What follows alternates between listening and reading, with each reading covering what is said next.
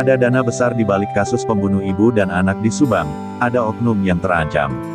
Sebelum kita lanjut inti dari informasi di channel kami mohon tekan tombol sasaran dulu. Selama ini pengungkapan kasus pembunuh ibu dan anak di Subang, sepertinya lebih fokus kepada masalah masing-masing individu baik korbannya yakni Tuti Suhartini dan Amel, baik para saksi seperti Yosef, Yoris, dan Danu. Namun dalam perkembangan pengungkapan kasus pembunuh ibu dan anak di Subang yang sudah melewati hari ke-100, tidak banyak yang membahas soal keterkaitan kasus dengan posisi korban di Yayasan Bina Prestasi Nasional. Bisa jadi, ada dana besar di balik kasus pembunuh ibu dan anak di Subang dan ada oknum yang terancam dengan posisi korban Tuti Suhartini sebagai bendahara yayasan, dan Amel sebagai sekretaris di Yayasan Bina Prestasi Nasional. Adanya dugaan keterkaitan dana besar di balik kasus pembunuh ibu dan anak di Subang, berkembang dalam analisa Anjas di kanal YouTube Anjas di Thailand yang tayang pada Kamis tanggal 2 Desember tahun 2021. Di awal kasus, kuasa hukum Yosef, Rohman Hidayat pernah menyebutkan dugaan kalau motif kasus pembunuh ibu dan anak di Subang terkait dengan Yayasan Bina Prestasi Nasional. Namun, setelah itu fokus perkembangan kasus pembunuh ibu dan anak di Subang lebih kepada masalah terkait dengan orang-orang di sekitar korban, sampai kemudian suami dan ayah korban, Yosef, kemudian anak dan kakak korban, Yoris, serta sepupu korban, Danu, bisa dibilang menjadi saksi utama. Ketiga saksi ini tercatat menjadi saksi yang paling sering dipanggil tim penyidik dalam pengungkapan pembunuh ibu dan anak di Subang. Bahkan, Yosef sudah menjalani 16 kali pemeriksaan. Sementara Danu, pernah menjalani pemeriksaan maraton selama 3 hari berturut-turut dalam pengungkapan kasus pembunuh ibu dan anak di Subang.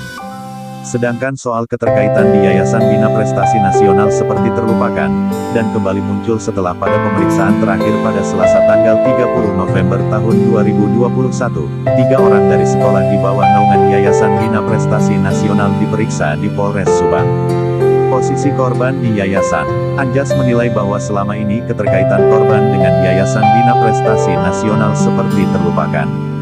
Bisa saja ada motif pembunuh ibu dan anak di Subang tersebut, terkait dengan dana besar yang ada di yayasan. Seperti diketahui, pemerintah menyalurkan dana BOS yakni bantuan untuk sekolah-sekolah yang besarannya mencapai sekitar 6 triliun rupiah, jumlah dana yang sangat besar sekali.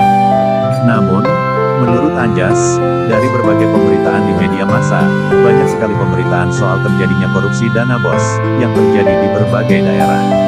Salah satu contoh kasus terjadi di sekolah di Jakarta.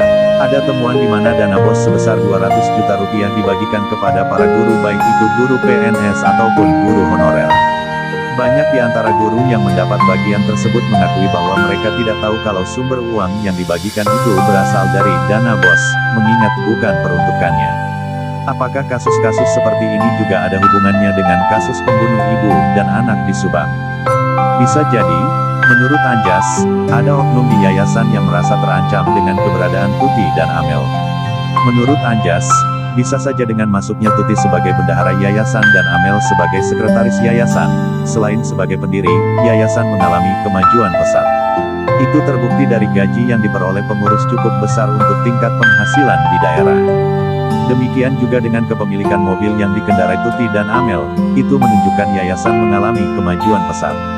Dengan kehadiran Tuti dan Amel, keadministrasian yayasan jadi tertib, termasuk masalah dana BOS dan dana bantuan-bantuan lain.